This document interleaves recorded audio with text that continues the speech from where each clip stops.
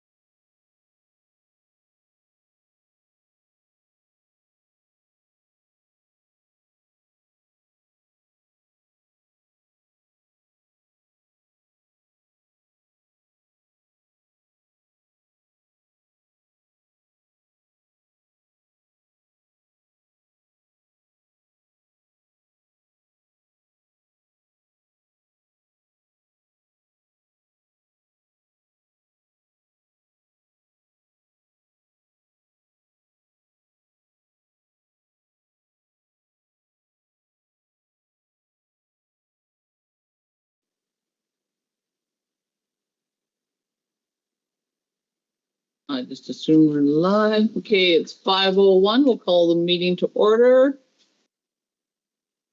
Acknowledgement of the ancestors. Who would like to do that? Usually Miranda does, but she's not here today. Yet she's running a little bit late.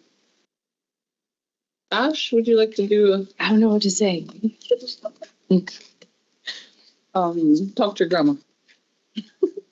Okay. I would just like to acknowledge our ancestors, acknowledge our knowledge keepers, and our community members that we do this good work for, and that we will always keep in mind while we're doing. Well done. Okay, adoption of the agenda. Is there any additions or deletions? Put shorthand. No more, one more thing. It's the last thing. Okay, Tash. I have two things to add to the agenda. They're both very quick. And one of them I can talk about when Zawad does his presentation. Okay, education. Yeah, one is education and one is governance training. Education and? Governance training. Governance training. The same time as the WAD? What is the WAD? The education one could be under Zawad. The other one is the governance training can be talked about at any point.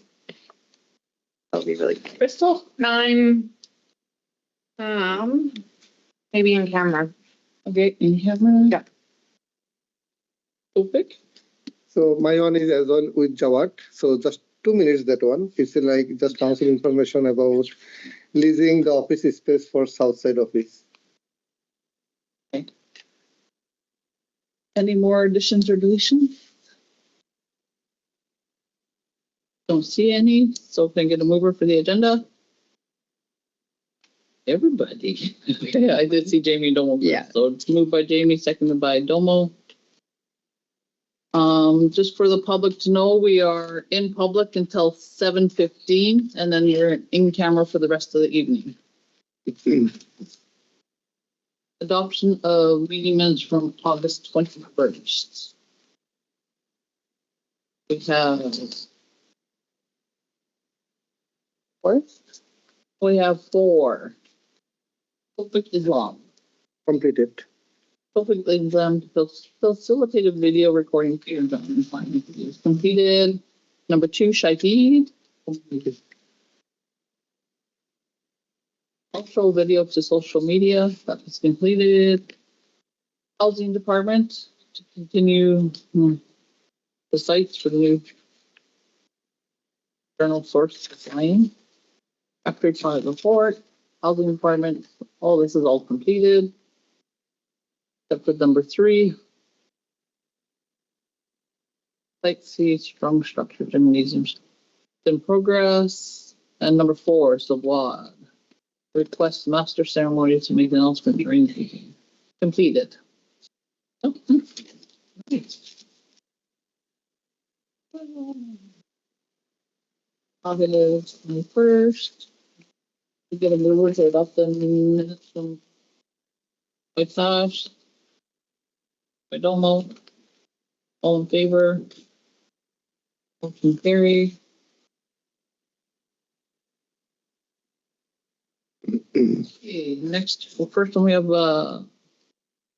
Aboriginal Housing Society at Prince Joe. I'll go get.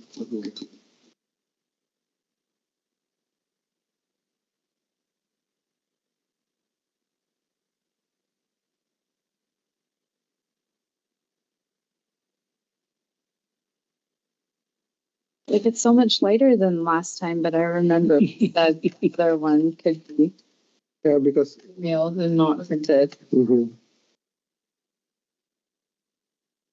These are not the meeting minutes, just Yeah. the documents for the meeting. Definitely nicer this way. Yeah. Otherwise, it was 200 pages. They were 200 pages. Unnecessary. Shahid can set you up with that.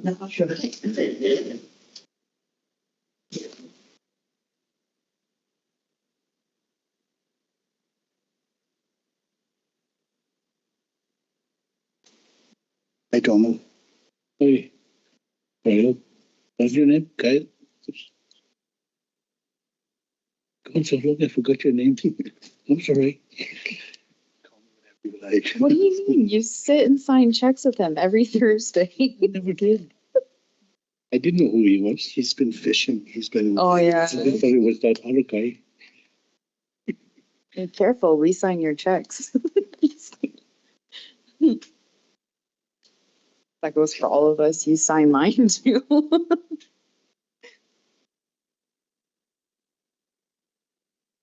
You guys still getting lots of fish? No? No fishing. Oh, it's done now? No, it's still open. I'm just not fishing. They were nice though. Weren't beat up or nothing. Lots of humpies. Perfect. I can't sign that one, right? Because it's for my program. Humpies. Yeah, What do you do? Sign. Sign language? we have 3, 4 packing.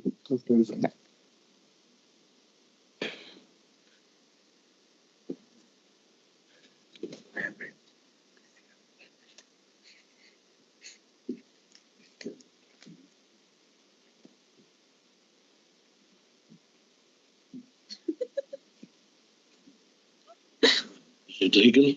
You got to.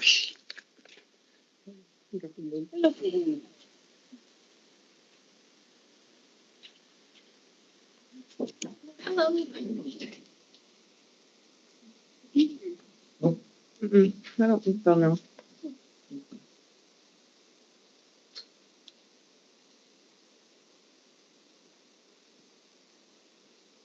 Awesome. Thank you. And we'll do this. I haven't been, you actually don't think. Oh, we can do a quick roundtable. Sure, that'd be Yeah. good for me. Okay, we'll start with Miranda. On council. Shahid Nasir, Executive Assistant. Crystal Gibbs, Council. Hi. Hi. Topic is the Executive Director. Project Council. Colleen Logan.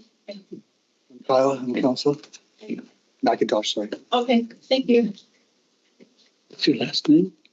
Oh, sorry. Sheena Seymour, Council. Doug Olson, Council. Jamie Bird, Council. And we have one online. I'm right here. How's it going, Julia? Clay Poten Okay. Council. Yeah, Hello. nice to see you virtually anyway. He's probably gonna need it. Yeah, I know. Sorry. That's okay. So I'm from the Aboriginal Housing Society today, and I've been asked to present to you about our single-family home disposal. I first like to acknowledge that I work, live, and learn on your traditional territory. So thank you for having me today and allowing me to be here.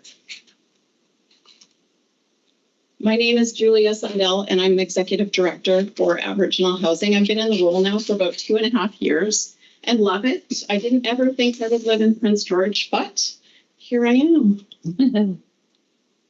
Who am I? So these are my children. This is Gage, he's 21, and Kira, my daughter, just graduated from PGSS this year. I'm a white settler. My children are obviously Indigenous, and they're the reason I'm so passionate about Indigenous rights. I was adopted into the Lake Bevy Nation with my 2 children back in July of 2015. I moved to the north. I'm originally from Victoria. I moved to the north in 1995, actually with the RCMP. I'm embarrassed to admit that, but I didn't last long in that force. I got out and started in health in 2000. Health and housing go hand in hand. And I opened up the first licensed assisted living facility in 2006 that was run by a nonprofit housing society and not the health authority. So that had its challenges. I became a board member for the BC Nonprofit Housing Association from 2007 to 2011. And I joined in April 2023 in this role. So we have 270 units of housing stock within 68 properties within the city limits of Prince George. Our single family homes, we have 49 of them. Most of them are going to go up for sale. We have 10 multifamily homes. including our brand new build at 1362 Central Street. It's about 4 doors down from Earl. It's the big gray building that's brand new. We have 3 duplexes, 2 triplexes, 2 fourplexes, 1 fiveplex, and 1 sixplex. We have 2 large expanse townhouse units. The first one is 50 units at 1975 Bowser. The second is 8 units at 525 Freeman Avenue. We have 153 units of apartment building, or 53 units in apartments. We have 124 under construction as we speak right now, or pre-development. We have 27 units focused on elders at 1811 Spruce Street, 35 units at 1965 17th Avenue, that's supportive housing. We have 6 units at 2541 Oak Street, 6 units at 950 Central. 2060 Bowser has 11 units, 1700 U Street has 11 units, and 1931 17th Avenue has 57 units. That's our brand new build that we just opened in December. So we have a lot of housing. We also have a lot on the go. We celebrated 40 years of operation last July, so we're in our 41st year this year. Under development, I mentioned we have 124 units. This is them as they are today, minus the second floor that went up today. So this is what's the address of that one? 1931 17th Avenue. That's due to be completed for 34 units in July of 2026. The middle building here is going to be a 6-story 45 unit at 1794 Redwood Street. Currently it is in rezoning, so that is hopefully what it looks like at the end of the day. And finally, this one here is a brand new purchase. We closed the deal on the land on Monday. It's going to be sitting at 2940 14th Avenue. It will be 45 units. It will also hopefully end up with a covered terrace over this space here. So all of it's multifamily housing. There's different mix-ups with it: 1 bedroom, 2 bedroom, 3 bedroom, 4 bedroom. So why are we selling our single family homes? The current housing stock can't be repurposed into anything that's feasible. We're going to put it up for sale. The subsidies are ending on our single family homes, and they've been chronically underfunded for decades, which means that we've been deferring maintenance to the point where they're not super great condition. They're dated and they need significant capital repairs in order to remain feasible. We don't have the funding to do that. And once we do, if we do, they're not really sustainable unless we repurpose them as multifamily units. The infrastructure within the property is nearing the end of life, and we're recognizing that. So we're seeing now that units are needing windows, they're needing roofs. The copper piping that runs through them are beginning to spring holes. They're in quite poor condition. And like I said, the government subsidies are ending in March of 2028. So we're looking to dispose of what we can, not repurpose. So the priority of the property sales, we've let all of our tenants in these houses know that we're selling them, probably a little bit prematurely. But when you look at the demographics of the people in them, they're large families. They're single moms with 7 kids. That's going to be very difficult for them to find subsidized housing. So we've brought it up to their awareness that we're selling it, with the hopes that they take the timeline and really reach out to us to transfer. If we can house them, that's bigger than we would normally house, but also look for something else that's suitable for them. The timeline's long. We'll support them through the transfer. We will also help them purchase the unit if they can. Some of the tenants have come forward and said, I want to purchase this house. What do I do? I'll walk them through the steps to make that happen. We'll do it at really below market values because we'd like to keep the tenants and empower them to be homeowners. We do it outside of our real estate agent, so there's some savings there that's recognized.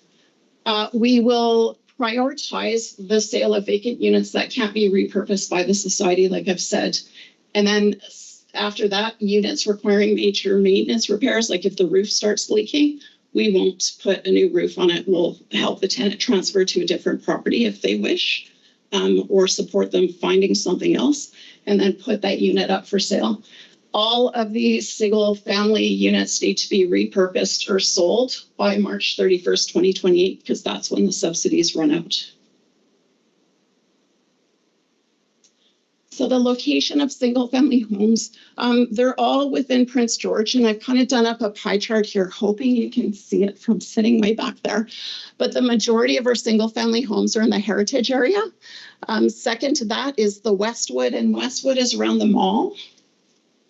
After that, the Spruceland area has a bunch of houses. The VLA has a couple of houses in it, as does College Heights, Peden Hill, and then we have one lone house out by the Northwood Pulp Road, I think it's called. So they're spread all over town. The membership within our single family homes. I did this because I'm not sure what you're looking at for information here, but what I wanted to show you was how the Lheidli tenants make up the pie chart of the rest of the First Nations living in our homes. We also have non-First Nations in our homes, and we don't really collect this information as much as we should. I want to start collecting it more because it may be able to help us secure funding. But the Prince George and surrounding First Nations make up about 17% of our tenants in the single family homes. Next is undeclared. There's 6 undeclared tenants in those homes, so I don't know whether or not they're First Nations or non-First Nations. BC First Nations make up 6 families, and that's all within the span of BC First Nations, going from Alkali Lake to, gosh, what's another one I can think of? The Okanagan. There's 5 Métis families that have declared their membership. First Nations outside of BC, we actually have 5 families living, and then 3 that are Lheidli members in our single family homes. So Jary, I have a question. Yes. So when subsidy ran out like during March 31st, Yeah. I think like I'm just focusing on the Lheidli member, 3 member, right? Yeah. Living in 3 houses. So is there like a subsidized house, the Tanway, is it affect the 3 Lheidli member? Sorry, is there a subsidized house? So those that affect the houses, those 3, like, does it affect the Lheidli member's house? Yes. All 3? I would have to look. Out of that list, I think 41 are subsidized. 8 aren't, and I don't know how many of these are in subsidized housing. I think all 3 are actually, Okay. but I could double check. Thank you. Welcome. So that's kind of the gist of my presentation. I'm happy to entertain any questions that you may have, or how you'd like to proceed. You? Dash? Just maybe if we were able to get a little bit more information about the homes that we already have our members living in. Yeah. If the subsidy is going to be ending, then maybe it would be a good idea for us to look at those 3 homes first. Just to see if we were going to purchase some of those homes, Yeah. then those 3 would probably be top priority so that we could keep our members in their homes. Yeah. Right. I can get that information. if you More don't- information about the houses and price. Yeah. Yeah, totally. Yeah, price is totally negotiable. I think if it's going to keep a tenant in their house, we could sell it for certainly below market value. Absolutely. Yeah. So is the owner of the house is like Aboriginal Housing Society? Yes, we own title on all our lot So properties. Yeah. Free and clear title. There's no mortgages tied to them. So do you have any practice like you give it like free of cost to a First Nation or $1, something like that? For $1, no. No, because. Nice try though. Because, yeah. No. Good job. If you do, I'll buy them all. I'll buy them all. We take the funding secured from that housing and put it towards more housing to increase capacity. Yeah, selling them for $1 won't happen, unfortunately. But nice. Yeah, I get it. Miranda? What happens at March 31st, 2028, if you still have them? Then we'll support the tenants to live in them and help them find alternate accommodations. We absolutely will not evict. We'll work with them to try. But we've done a strategy to help them move out before March 31st because we're at risk of putting ourselves in a deficit at that point. And we just had a humongous deficit last year and I don't want to revisit that. Okay. So yeah, we're going to work really hard to find alternate housing. Also, those 3 large apartment buildings that are coming online now, we're hoping a lot of the tenants will say, hey, brand new shiny apartment. Mm-hmm. I'd like to live there. And I know there's a huge benefit to keeping a single family house and transferring to, communal living essentially in an apartment building. But it's an option if they're stuck. Absolutely. So when you help them purchase a house, Yes. everyone has to have a down payment of some sort. Are you taking like their previous rent as in consideration of like long-term tenants who paid their rent on faithfully? And We do. Yeah, we do. Is there an equation to do it? No, it's kind of what's your affordability rate? Like if I have somebody coming up to me now and they've said, this is what I can afford, which is significant. It's almost $250,000 under the assessed value. And I don't know if you know about housing, but generally assessed values I find within the city of Prince George are quite higher than what they actually sell for. Mm-hmm. So I'm looking at that going, okay, we can probably work with you. You've been a tenant for 15 years.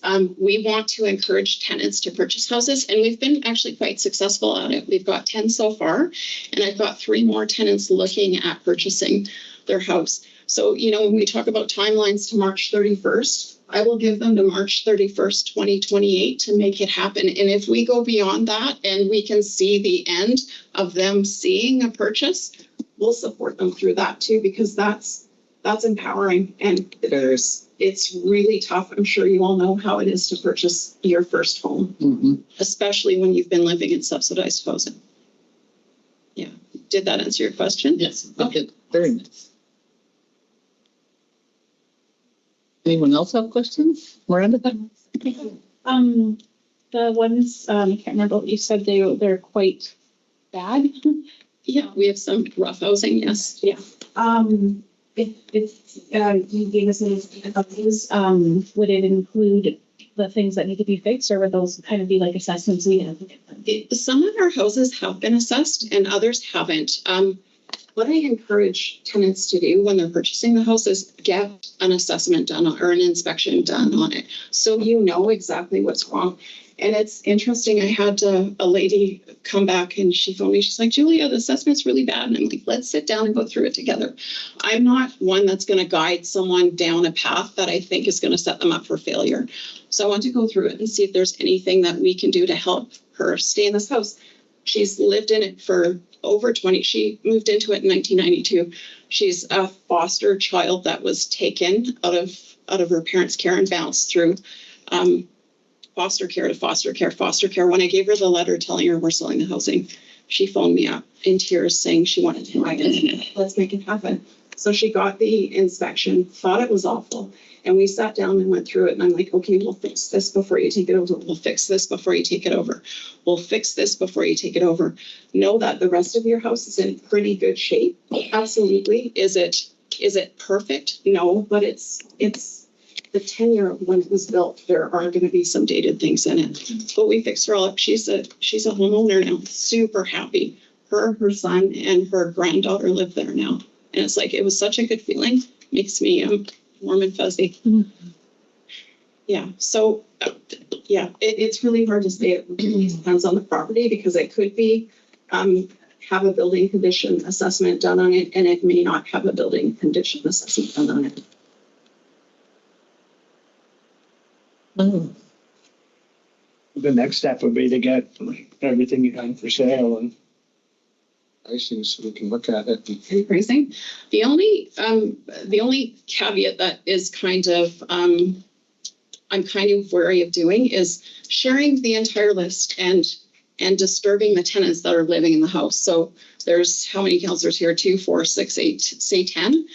You look at the list, you drive around, you see what you want to purchase. I really am am protective of the tenant's privacy in the house. So if we can agree that I can provide photos without addresses and locations of the houses and whether or not they have a building condition assessment. Picture of it. Yeah, I would totally be happy to do that. But I just want to protect the tenant's privacy. Excuse me. The info, how many rooms it has, type deal, so we can. Yeah, I can totally do that. Yeah, it'll take me a while to compile.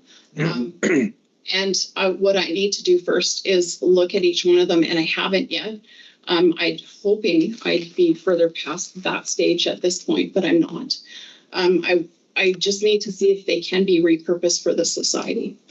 So I'll give you a list knowing that I haven't vetted it yet, but I will create it. Okay. Then Doug. Yeah, no, that was a great presentation. Thank you. You already answered part of my question with the list, but also there's the multi-unit locations that you guys have, and I'm not sure if you're going to be looking at offloading those.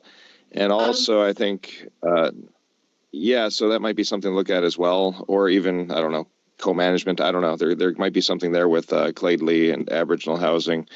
And also, do you guys ever think about doing like third-party management, or do you have the capacity or something to go down that road a little bit? You're hitting me from all sides today.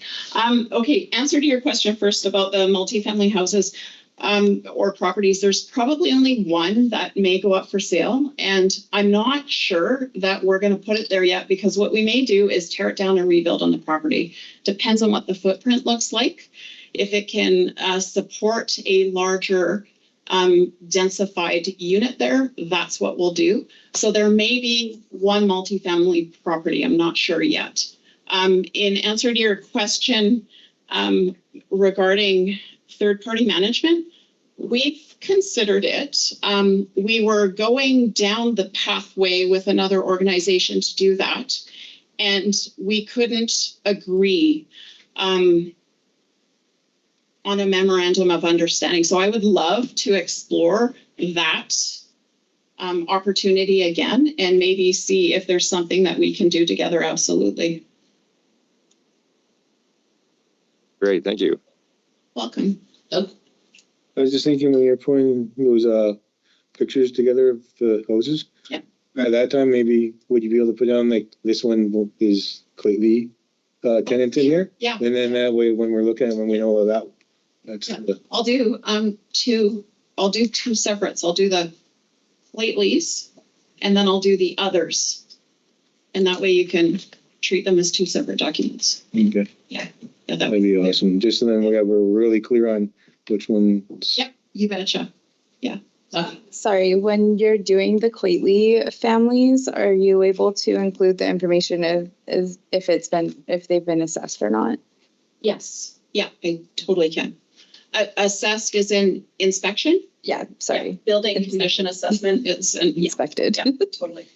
Yeah, I can include the assessed value according to BC assessment, which is, it's information, it's data, but yeah, I can include all of that, whether or not it has a building condition assessment. Yes. Miranda? Thanks.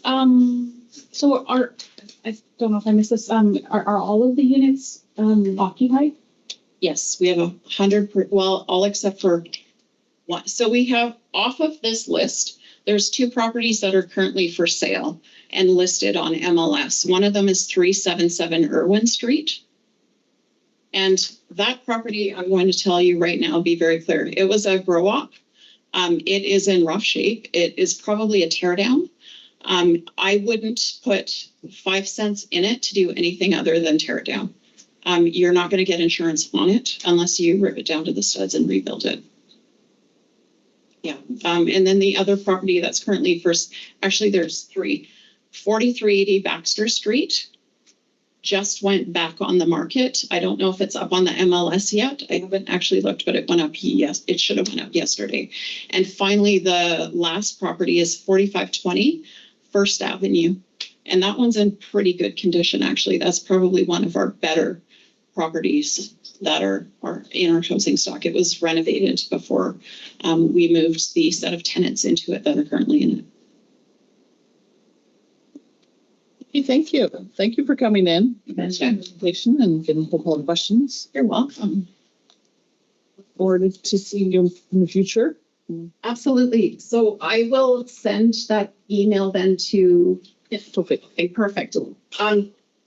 I just asked for some grace with time because it's my busy travel season right now, and I am not spending a lot of time in the office, but the time I do spend in the airport, I will work on this information and hopefully have it out to you shortly. Perfect. Okay. Thank you.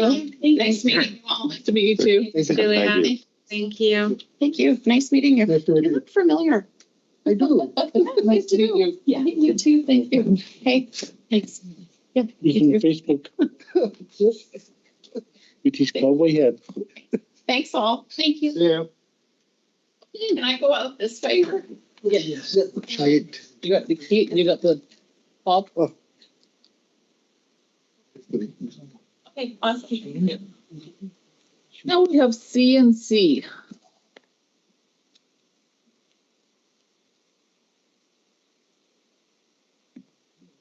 They're here, yeah.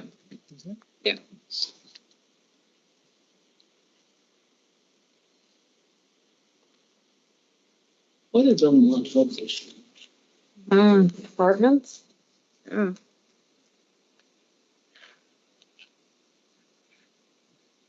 The bison. Do you know what they're presenting on, Crystal? Yeah, there's a, yeah. Oh, you. Hi, Sheena. How are you? Good, how are you? Good. Good to sneak in. Long time no see, yeah.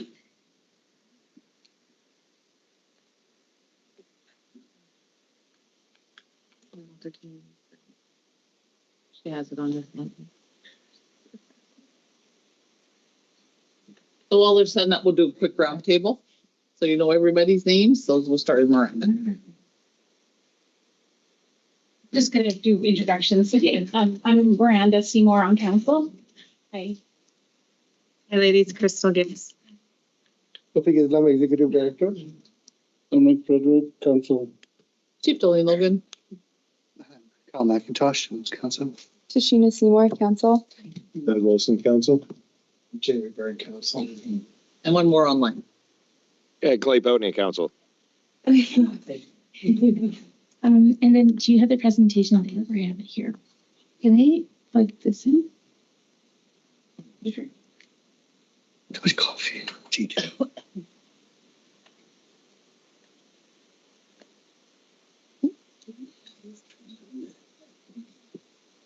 The driver and the assistant. Mhm.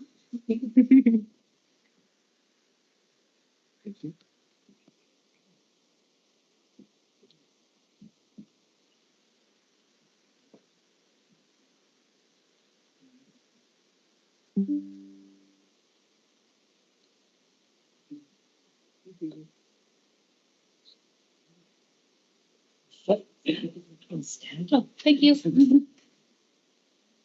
Here one more? I don't.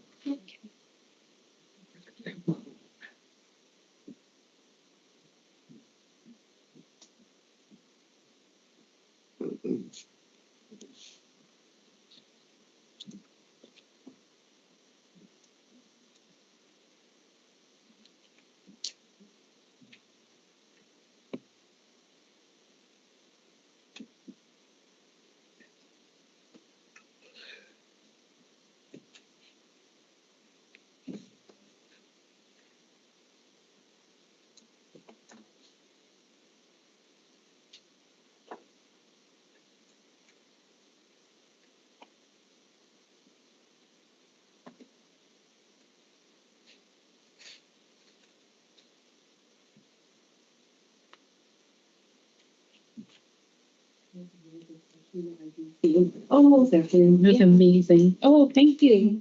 Thanks, Crystal, for the space. Incredible. Really good. I'm so sorry that was late. No. I know, I've seen Jesse go by. I'm like, here the whole time? I know. Here we go. Right, just like. This one. Well, it's so funny because I was watching my clock and I was double booked. I was trying to find the right time to sneak out. But then what if my elders from my community came in? And I'm like, I'm gonna be late. Yeah, not going anywhere. Thank you. Run whatever you like. Actually, you know, this for Clayton too. Should I just let it say to you guys? Oh, they're here. Then you have to call them too.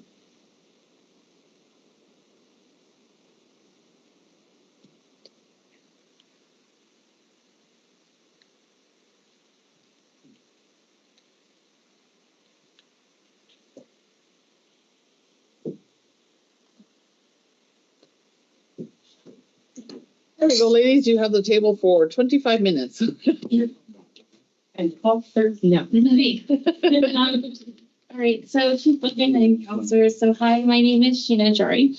I'm an educational developer at CNC, and I'm here to talk to you about a potential partnership for a CNC training hub and the Leadership Academy idea as well.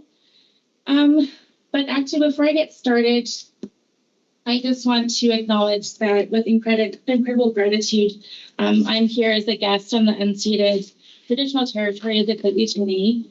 I moved here in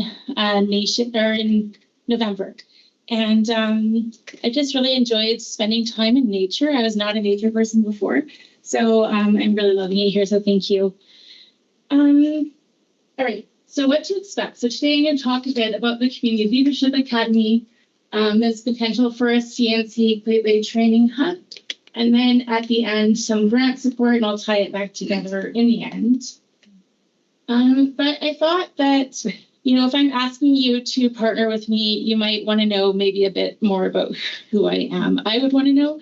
Also, I'm just so nervous. I'm just going to throw that out there. Just breathe. This is what Elder Darlene always says to me. She's like, just breathe. You're in the eye of the hurricane.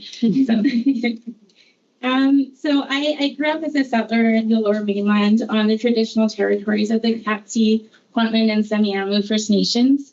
So I first learned about Indigenous cultures when I was in grade 4. So this is back in 1994. I had a pretty progressive teacher. And for every subject in class, we actually got to go to the Semiahmoo Reserve where this man was showing us how to make bannock, how to weave strips of cedar. And then we made out of ivory soap bars these little whales. And I thought I can convince my mom that it was sandstone. She just went with it. So this was really formative for me. And I remember my teacher saying, to a very grade 4 audience, the government was really unkind to Indigenous people. So that sort of stuck with me as something is, not right here. So my family comes from Scotland and Italy. We've been here for 4 generations on both sides.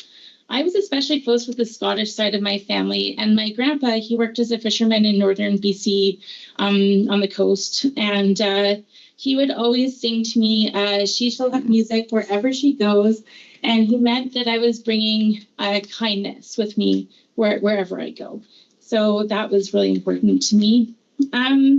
This picture here is a picture of Crescent Beach, which is on Semiahmoo First Nation.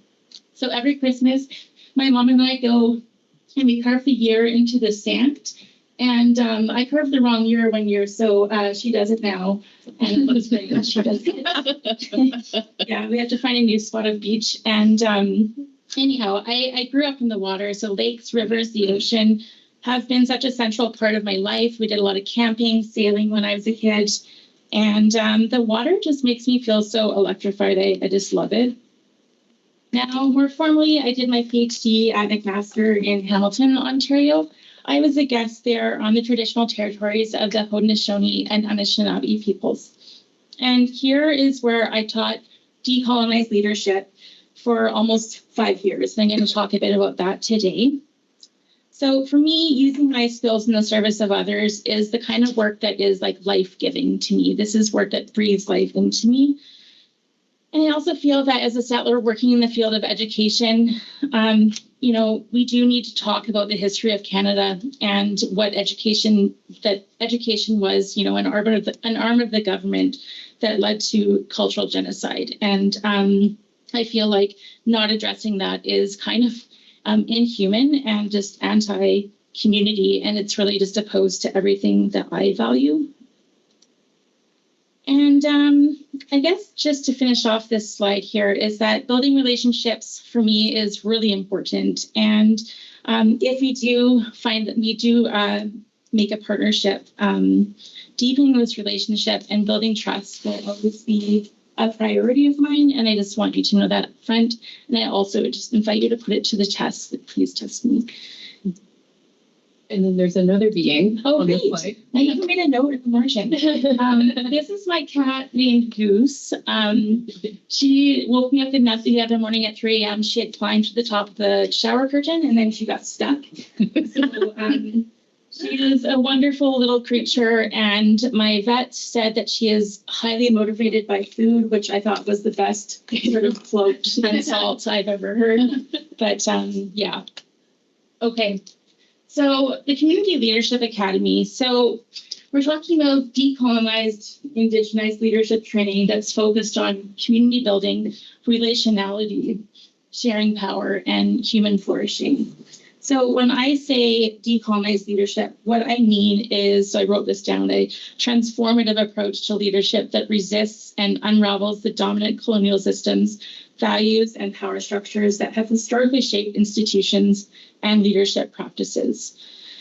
And I'm especially focused on resisting those leadership styles, those models and philosophies that are rooted in sort of Eurocentric or Western practices and ways of knowing and being in the world. Ultimately, what we hope is that we will be able to award a micro-credential for this, and I talk more about this in detail later on. And at the recommendation of Elder Darlene McIntosh, we were thinking that the first year of the program would be reserved for Lheidli participants, whether it's current students or people in the community. All right, so some guiding questions for today, and these are on the handout that I just gave you, well, that Jesse just gave you. So first, what would a meaningful partnership look like to you? Second, how can we co-create a program that uplifts and reflects Lheidli leadership and values of the privilege? Third, what stories, teachings, or practices do you envision grounding this work? And finally, what do you see as essential to leadership development? Okay, so I did a labor market analysis here, and the information that I received is that in the next 10 years, we estimate that 462 BC occupations will need workers with skills in leadership or with leadership training. And in the next 10 years, we see about 385,000 jobs new jobs produced that will be tied to leadership skills. And so based on my research over the past few years, I started this project when I was in Ontario, but there does not appear to be any leadership training that is decolonized, indigenized, holistic, and community focused. In BC, I think the country, because that's the research that I've done, but definitely in BC, we have, I think, 28 micro-credentials in leadership, and none of them are decolonized or indigenized. And I think that that is a missed opportunity that I really want to lean into. And the Leadership Academy is community driven, and I want it to be rooted in truth and reconciliation. So when I say truth and reconciliation, what I mean is that, that the program has a commitment to decolonization and indigenization, but also that there is community-based mentorship and relational learning, because we would really want to emphasize relational thinking, systems thinking, experiential learning, reciprocity, and principles that are really, I think, deeply embedded in Indigenous knowledge systems. And the program also explicitly addresses the risk of colonial models sort of being replicated again by what we're doing. So I want to make sure that this program is something that isn't just new language for old colonial frameworks. I taught leadership at McMaster and I taught in the business school, and it was like crushing my spirit to see how these really oppressive ways of leading really harmed students as human beings. It was depressing for me, and I left. So I'm here. Okay. So 4 goals for me here. So first, that there is a two-eyed seeing approach to developing decolonized leadership training that really kind of braids together Western and Indigenous values and approaches to education, without sort of forcing either to assimilate into one or the other.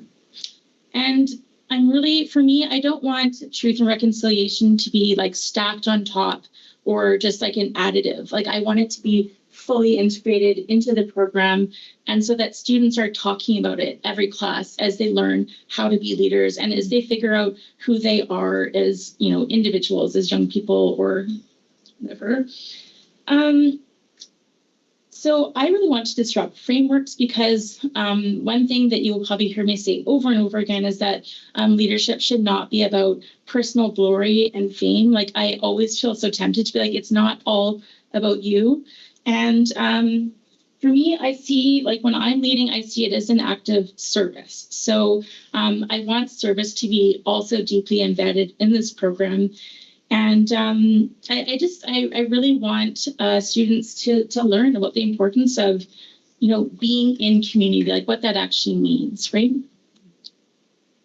Being able to lean on the cultural teachings that they learned being a leader. Like when we first met, I remembered we were talking about leadership in communities, and on the coast where I'm from, Kitkatla, my metro line, you're identified as a leader at a very young age. And you're mentored into that. It's not something that you're trained as you're an adult. You're taught to speak up, to advocate from a really young age. And that's that uncolonial approach to leadership training, is identifying the qualities in youth, in community members already that they already have and amplifying them. All right, so some potential topics. So there is a list here, but some I want to highlight. So of course I just said truth and reconciliation and two-eyed seeing. Emotional agility. So how do we use our emotions as helpful tools to make value-aligned choices? So holism, how can we be good leaders when we haven't done the work to understand who we are as learners and as leaders and as just people in general? Also relationality and connectedness. So how does interconnectivity factor into leadership? Self-awareness, I think, is key for any good leader, and also uncolonizing the mind. And self-care, I think this is an undervalued leadership trait, but how can we fully care for others if we're not actually caring for ourselves as well, right? And I think that sometimes in leadership, it's almost like, oh no, just forget about your needs. But it's like, no, you need sleep, you need to eat, you need water, so on. Okay, so put this moose picture up because I really like moose. And I just recently learned that they don't have the temperament of cows. So that's scary to me. But what I wanted to say here is that I see learning as like a process of becoming, like a constant state of evolution, with constant learning and unlearning and growth while in community with other people. And I really want to create a space for students, not just for academic learning, but as a place where they actually can feel safe to be vulnerable as they sort of put together the pieces of their sort of evolving identities and roles. And I also just want students to learn to be humble, and that's a really valuable trait or skill, but also confident in who they are and what their behaviors say about their values. So the design piece, so there would be 3 courses in this micro-credential. So 2 would be like in the classroom, and then 1 would be a capstone project. And what's great about this is that all 3 courses will have a work integrated learning placement. So WIL placement is what we call it. And because it needs, I think that leadership especially really needs to and benefits from being experiential. And yeah, so I want students to be able to have like real life work experiences where they can apply this knowledge, because otherwise leadership is theoretical and it's so much easier to be a leader on paper than it is to be a leader in practice. And that leadership knowledge would be steeped in Lheidli values and traditions as well, too. Mm-hmm. Yeah. All right. So this slide here, so I wanted to include this. This is a Black feminist author and activist, Audre Lorde, and she is cautioning us to that if we attempt to sort of build, if we attempt to challenge oppressive systems using the very frameworks, logics, and hierarchies that sustain them, we only reinforce what we claim to resist. So in the context of leaderships, especially when we're talking about decolonized leadership, that means asking, are we simply replicating colonial models of control and hierarchy with new language? Or are we truly transforming how power is understood and practiced? So when we talk about dismantling the master's house, we're not talking about quick fixes or reform. We're talking about fundamentally rethinking the house itself. So who built it, who it serves, and do we need to rebuild the house? So what I'm proposing here is that we have a Lheidli and CNC partnership to establish a training hub that would attend to all Lheidli needs around like leadership training, professional development, career readiness or transition, academic upgrading, and reskilling and upskilling. I also know that the Lheidli Littles Lodge just recently opened, and we currently have, I believe, 2 students, or not, we're certifying 2 of these workers in the workplace in the early childhood education program. And the person at CNC in charge of this program is also really interested in potentially partnering and using this framework in a different way and perhaps more suited to the needs of the people working at the Lheidli's Little Lodge. And also, if there is interest, we could contemplate what language revitalization might look like for the carrier language. And also, how could we support language holders in preserving the language and the history of Lheidli? Darlene was telling me just about like how few language holders are left. And I would hate to see the language die. I'm slowly trying to learn. I think I only know 3 words, but I guess for some context, my cousin in Italy, he actually just did a language revitalization with a dialect that was only ever spoken. And so he made a dictionary and a book on it. And so to me, that's really interesting. I also have a languages background. So if that were of any interest, I would certainly be interested in having a conversation about that. So more concisely, we're looking to partner on the Community Leadership Academy and on the training hub that I'm proposing. And I think that what might work is if the Leadership Academy is the first project tied to the training hub. And I'm going to talk about grants, grant opportunities in just a second, but I wanted to say that this is how I see the work fitting into truth and reconciliation. So first, we are eliminating education and employment gaps, and then also preserving, revitalizing, and strengthening Indigenous languages, so specifically the carrier language. All right, so I have 2 grants up here. The one on the bottom for $500,000 is a post-secondary partnership grant. The due date isn't posted yet, but last year it was in the end of January, and I expect it would be the same. So this is an award. I would be happy to do the actual proposal and to work with you to do that. But what I would recommend is applying first for the post-secondary partnership grant. I think that one we have a better shot at, because it's adjudicated regionally, and I think that's a good shot for us. And then the second one, or the top one, for between 75,000 and 200,000, I would like to apply for that one in November of 2026.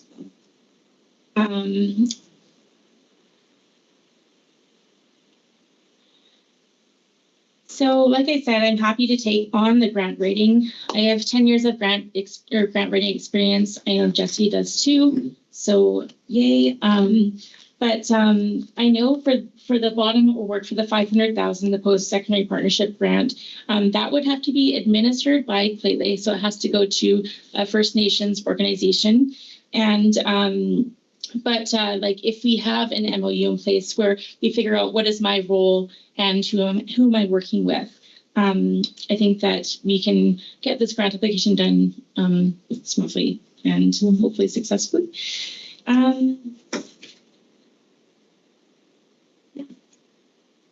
So I wanted to close just by saying something again about the land. So since I was really young, I really loved the Fraser River, and I spent so much time growing up. As soon as I could drive, that's where I always went, because I don't know why, but I loved it. And then I discovered the Nechaka River this winter, which I thought was amazing. And then I realized this last weekend, I was sitting on my patio, and I thought, oh, so the confluence of these two rivers,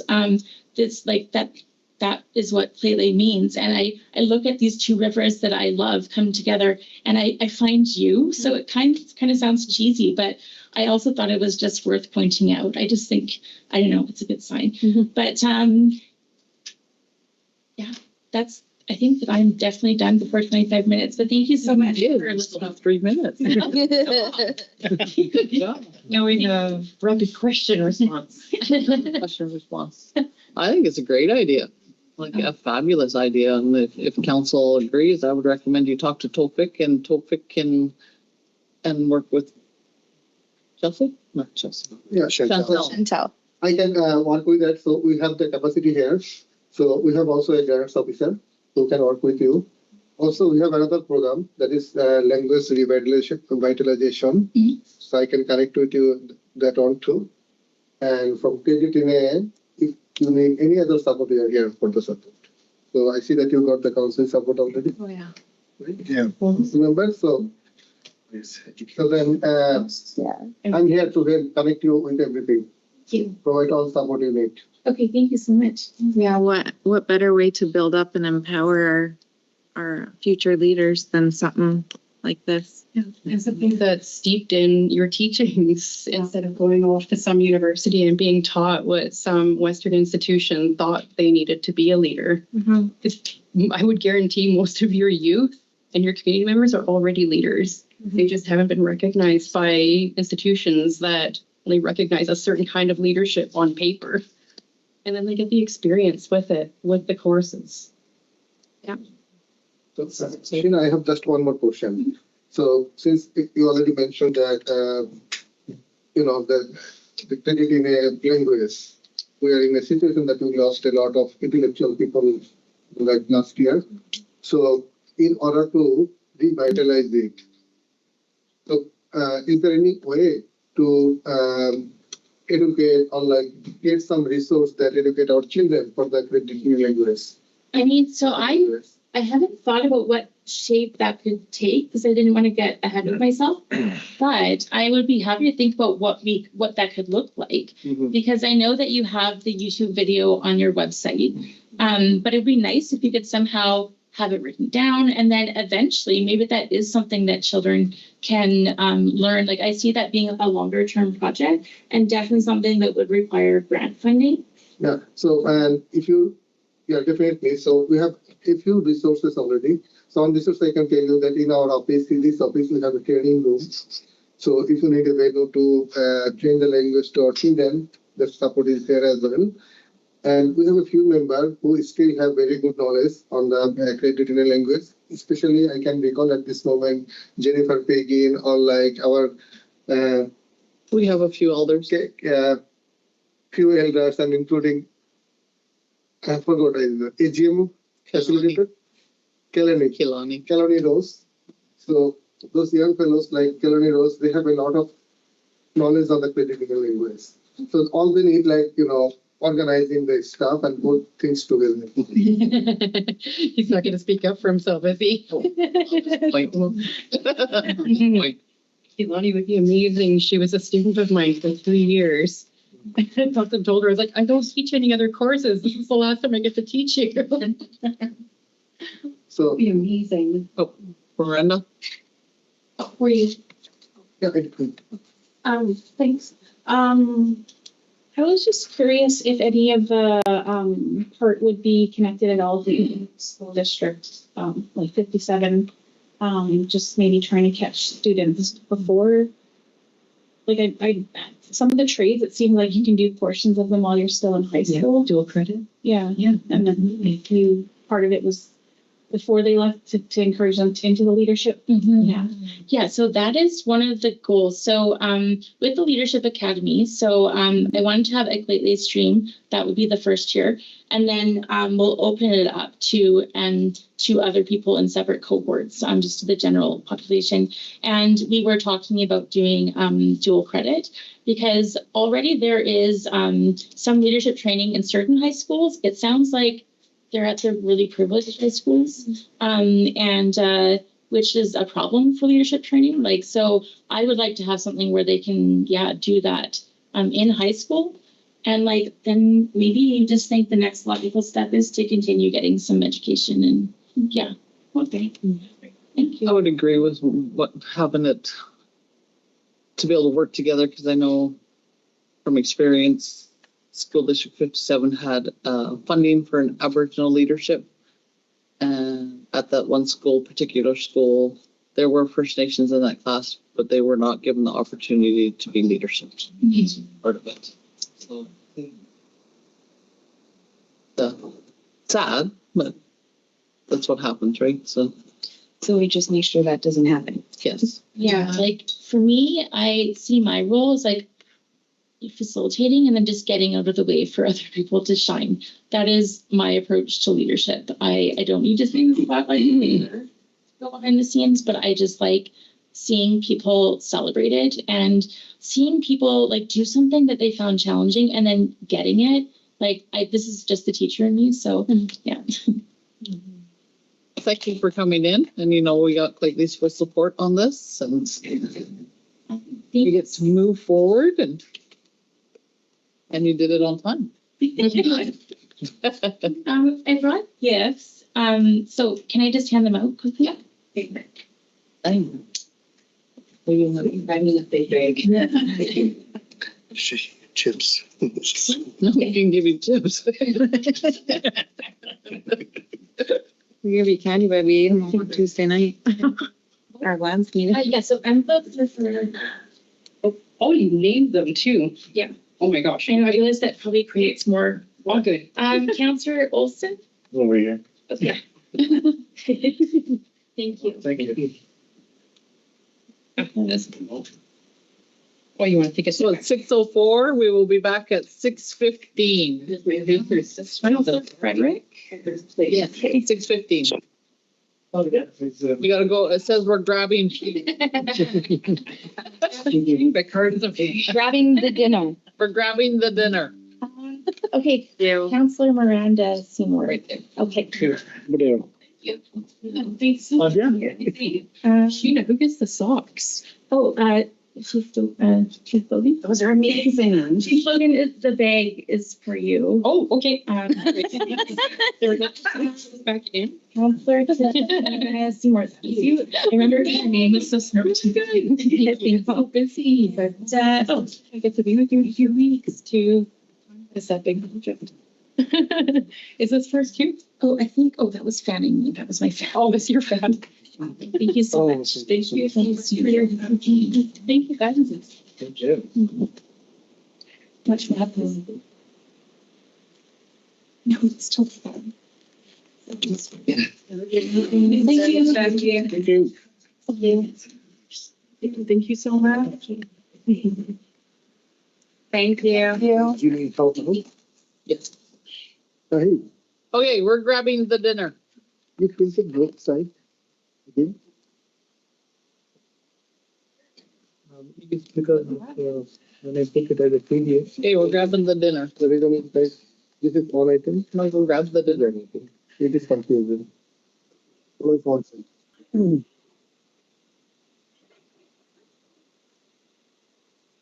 What'd you say? So you didn't get you. Yeah, break. Yeah. Yeah, we are on breaks.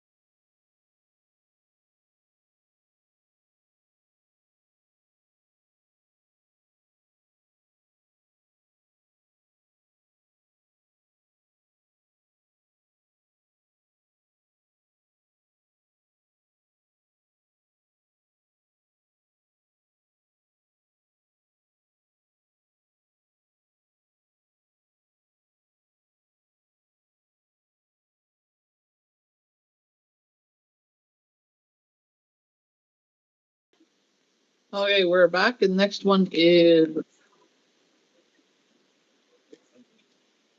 Okay. Law Corporation, number 3. Just to borrow my fork. I never licked it. Crystal, I think. Oh, I don't know if they're here in person or Zooming or. The dishwasher was clean and utensils were in it. Number 3. It's above our heads. You know, it's like. They would have been joined online. I sent them an email Did you guys look at? waiting for their reply. I sent them that we are waiting for them. No, we didn't.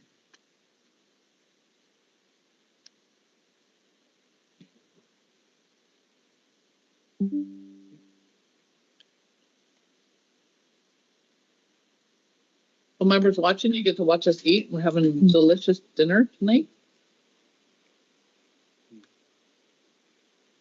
Right on me. Mhm.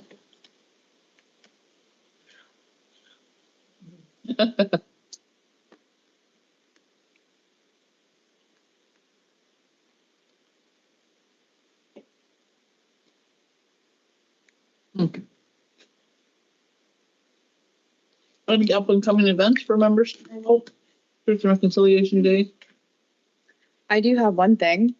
I was approached by a band member that said that they are wanting to get sober because of the announcements that we did at the AGM acknowledging those on their journeys. Really? Yeah, so that was a really good conversation, and I think moving forward, that's definitely something that we should continue doing. I agree. Mm-hmm. It's not easy. Sadia, have you seen anyone is in the waiting lobby in there?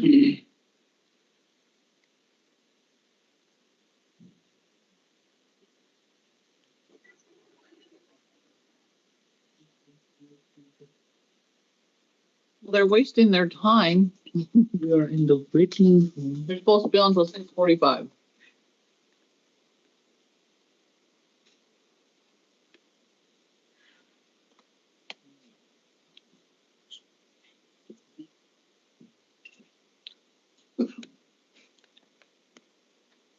Is this the way it's supposed to be?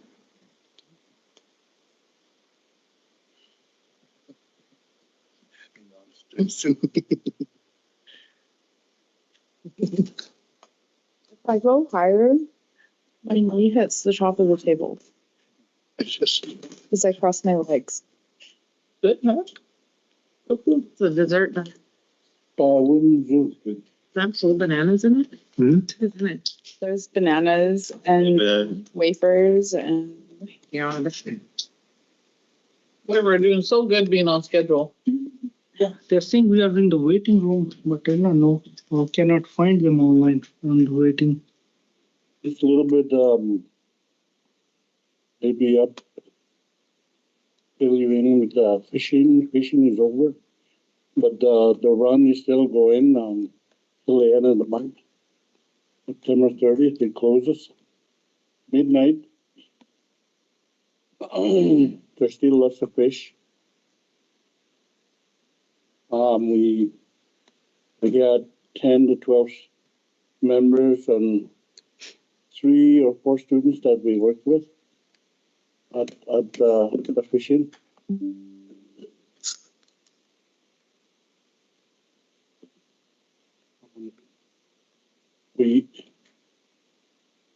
We only fished during the day because it was a safety issue.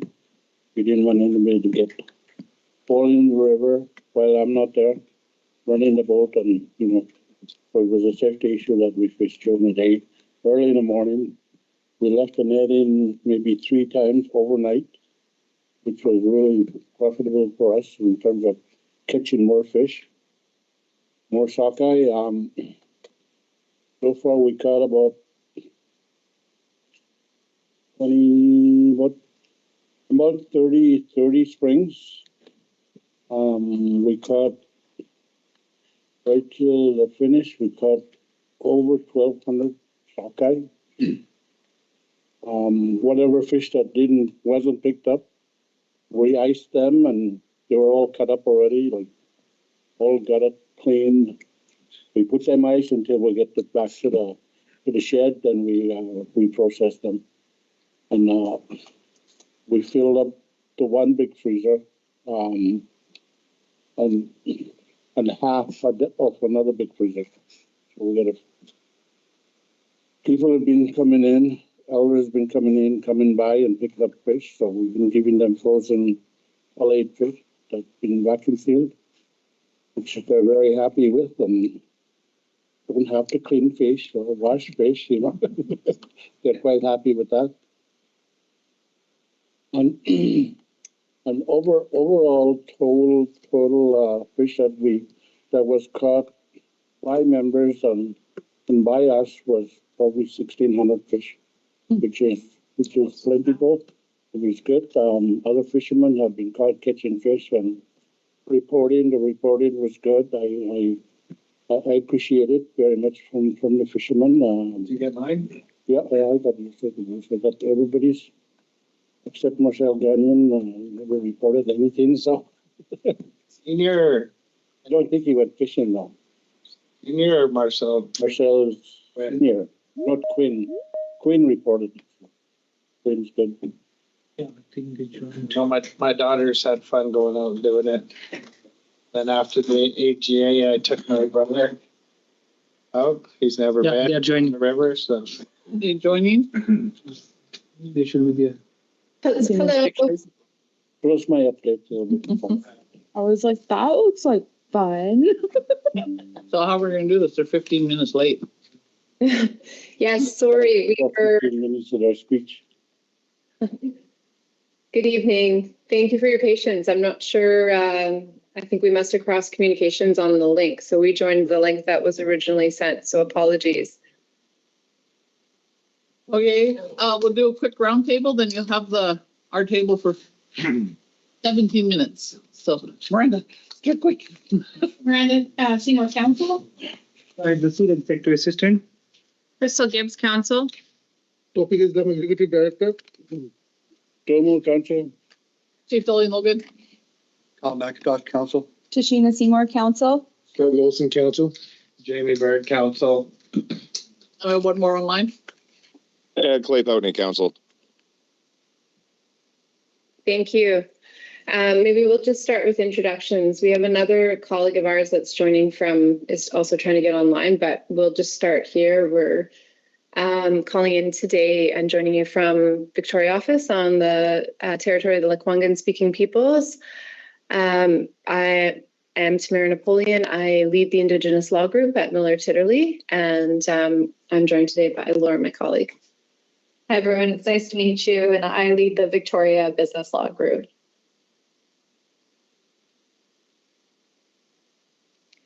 So I think we had sent over to Shahid earlier this week or at the end of last week, just some presentation materials that we had put together, just I think giving a bit of an introduction to our team and some of the work that we do and some of the experience that we bring to the table.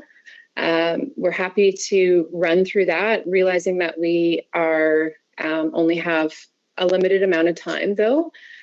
Just wondering if that's the most valuable use of our time is to walk through kind of our team and our approach and our experience, or if you'd like to jump right into questions for us. What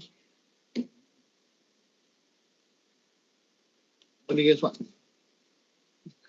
I don't know what they're presenting, so don't know what they're presenting. I would say like a quick overview and then some questions. Okay. Wonderful. Okay. So Miller Titerle, for those of you who don't know, if you want to, is it easier if we share screen to run through the presentation? Yes. Yeah, you can share the screen. Okay. Very well.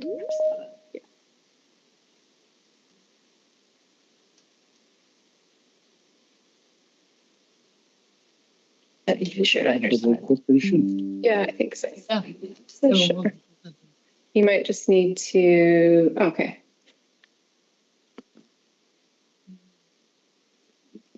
I don't know. Let's see, Sherry. Merle, would you like to introduce yourself? We were just going to jump into our proposal materials very briefly and then open it up to council for any questions that they might have, if you'd like to give a brief introduction to yourself. And I think someone just needs to stop sharing on their side to allow the sharing to happen on our side, if that's possible. Yeah, you can share right away. Okay.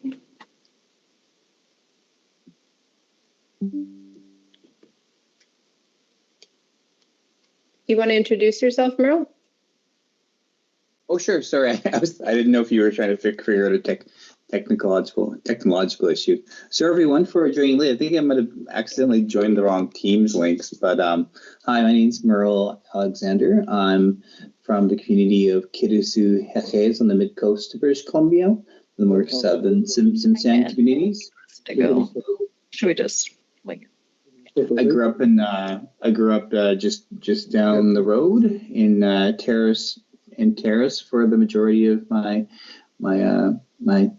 up to my teenage life, and then I went to law school and such.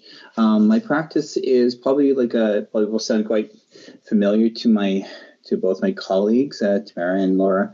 I'd probably describe my practice as being I guess about a third Indigenous sort of resource law, and then another third government to government, which I guess would include implementation through of UNDRIP, particularly. They came to us for business.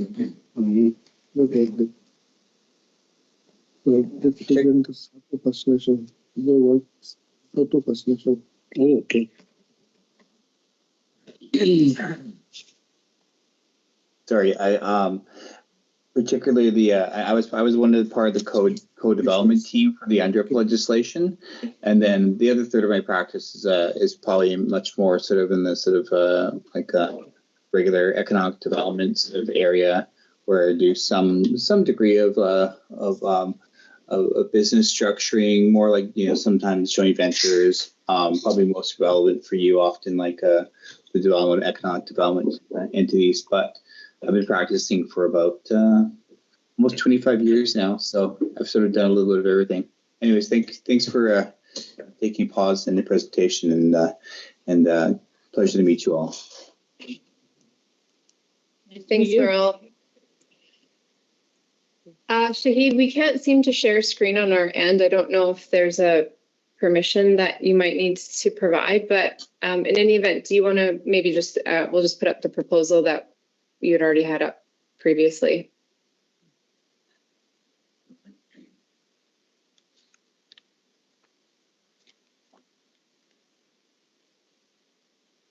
Can you see the screen?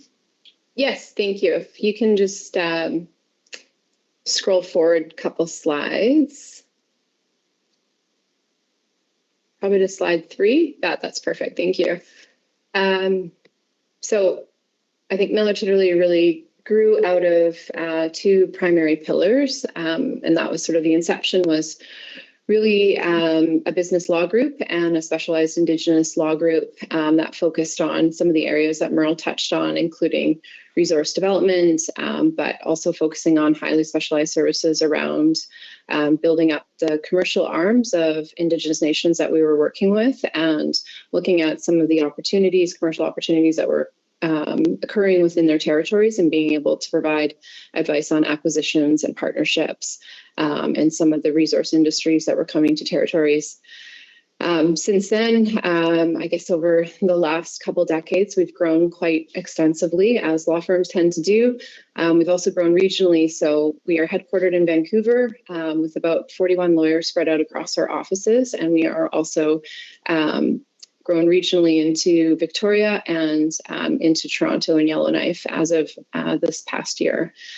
So we have I guess sort of a bit of a cross-jurisdictional perspective to try and to be able to bring to the table as well, to get a sense of some of the work that's occurring across Canada and comparatively, I guess, some of the different approaches to structures and to resource negotiations and things like that. So those are some of the areas that you'll see before you that we specialize in, including business structuring and partnerships, which I believe is kind of the focus of the discussion tonight, and probably where we'll focus on, but happy to take questions on other areas as well.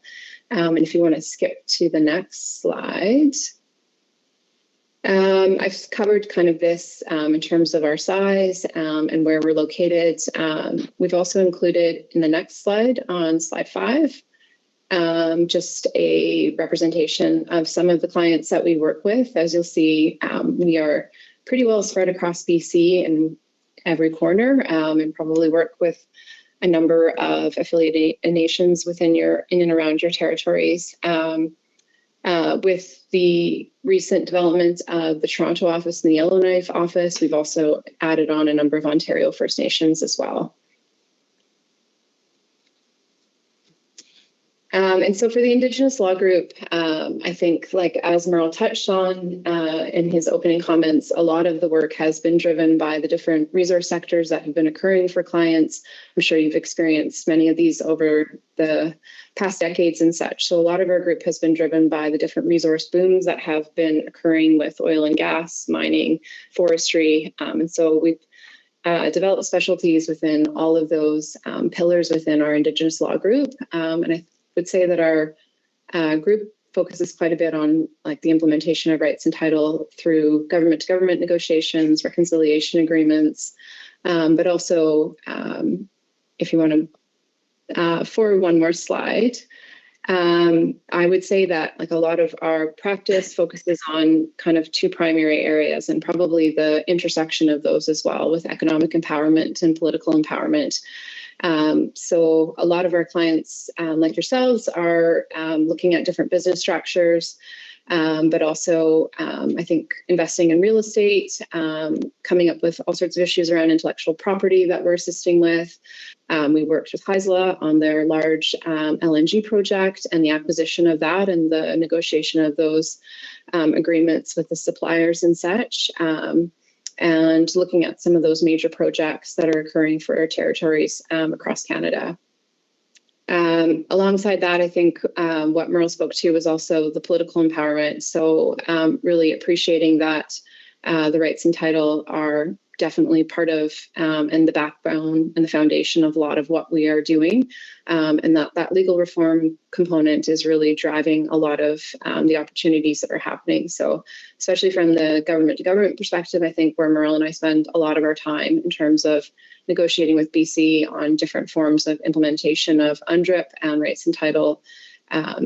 Maybe I'll pause there, Merle, if you want to jump in. Like mostly only just to sort of like connect the dot there, particularly I think where one of the things that's really unique about MTCO, because I guess we've been so involved in the implementation of UNDRIP, is that we spent a lot of time really trying to think about how do we infuse free prior informed consent into almost every area of the practice. So we really sort of like almost taken a completely new look at the way that the type of agreements we negotiate, like with clients in resource areas, to ensure that those agreements are truly free prior informed consent based. And then also just that because of especially the strong connection that we have with the UVIC's Indigenous Legal Orders work, I think also that nations' laws themselves are really driving the practice itself. So that's probably one of the only things that I would add. And I can speak to the economic empowerment. So my background is more on the corporate and business law side. And that's a real strength that Miller Titerle has, is actually being able to execute on transactions and setting up structures that are community informed. And so building limited partnerships and master limited partnerships that create tax efficiencies and flow throughs that best serve the community and allow it to pursue opportunities, but also making sure that we're not setting up structures that are overly complex and difficult to manage and navigate, And so we work really closely with council or with boards of the different economic development companies to ensure that what we're building is something that can actually work for the community and for the capacity that's there. And working with other advisors and ensuring that there's a lot of collaboration and transparency and strong communication. And so a big piece is also the governance frameworks that we add for when there is economic development opportunities being pursued, to ensure that there's accountability for the board and outside folks who are stepping into certain board roles, to ensure that they are held responsible for their fiduciary obligations in leading the economic development arm, so that council feels comfortable with the work that they're doing.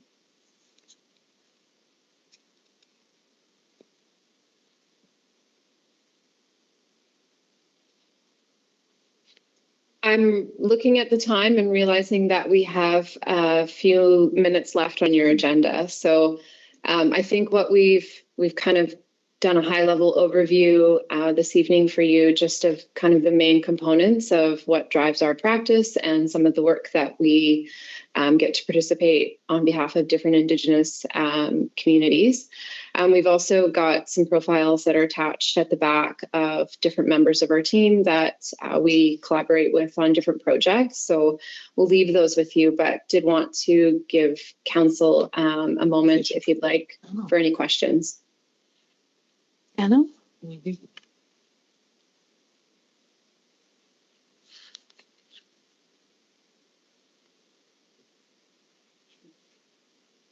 Oh, sorry, Miranda, I was reading.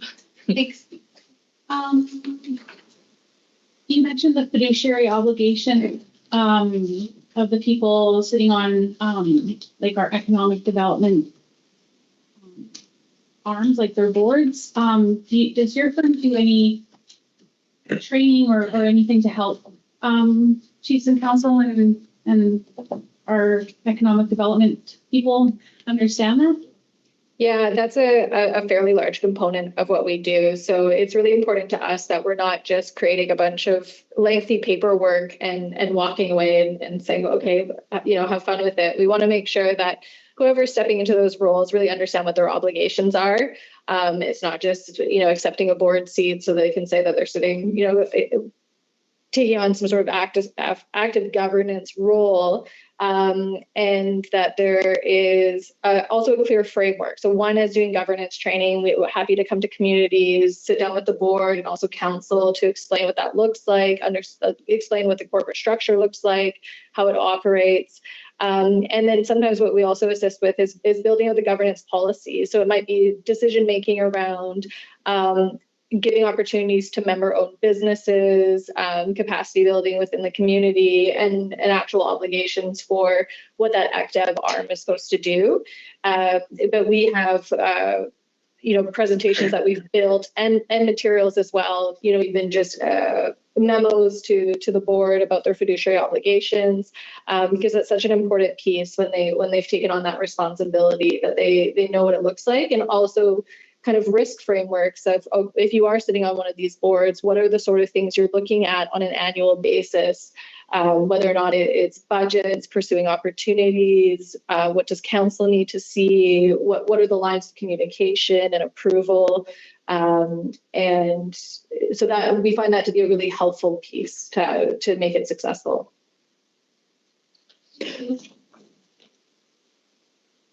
I think also like that dialogue too, and like being able to deliver that type of workshop or training also gives us an opportunity to be able to understand what are the particular needs and challenges or tension points, because I think it's very much a point in time where not one size fits all in terms of, and I think that's the approach of kind of about a decade ago, is that a lot of the corporate structuring, I think, was kind of tailor made to be sort of one size fits all, and realizing that that's really not the case, and communities are very unique. Thanks.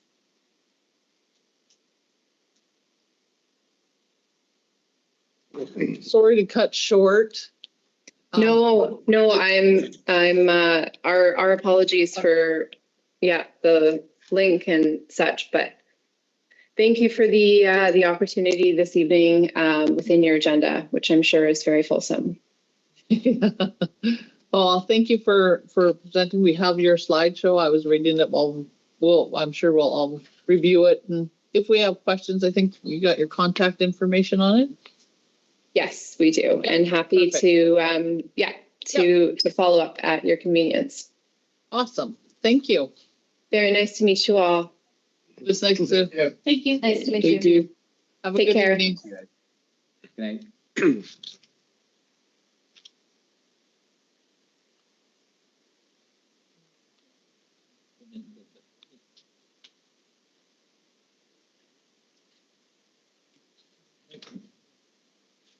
Okay, that's for is education. Education.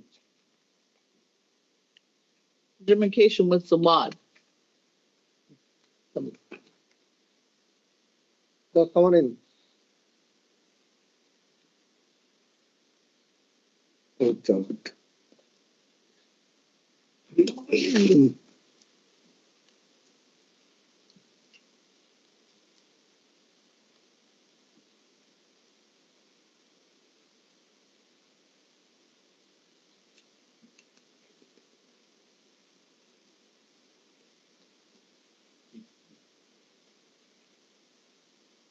I guess it will that way. Get sick now. I have one thing to quickly talk about too tonight in camera. I forgot to. Yeah, I do too. It might only take 2 minutes, but I won't even take 2 minutes. You're up, man.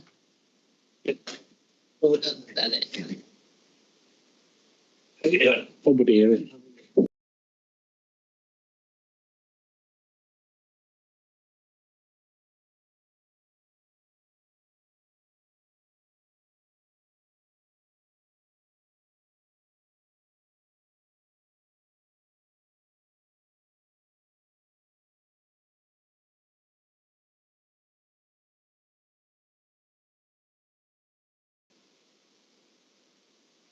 Forgot. Crystal and Duncan were wondering if everybody was done eating, so I told them that they were done. They're gonna put lasagna in the fridge, so anybody can eat it tomorrow for lunch.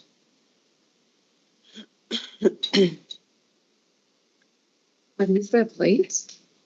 Were these their plates, I wonder? Wonder how we bringing that back? They're the band plates. Yeah. Or the thing.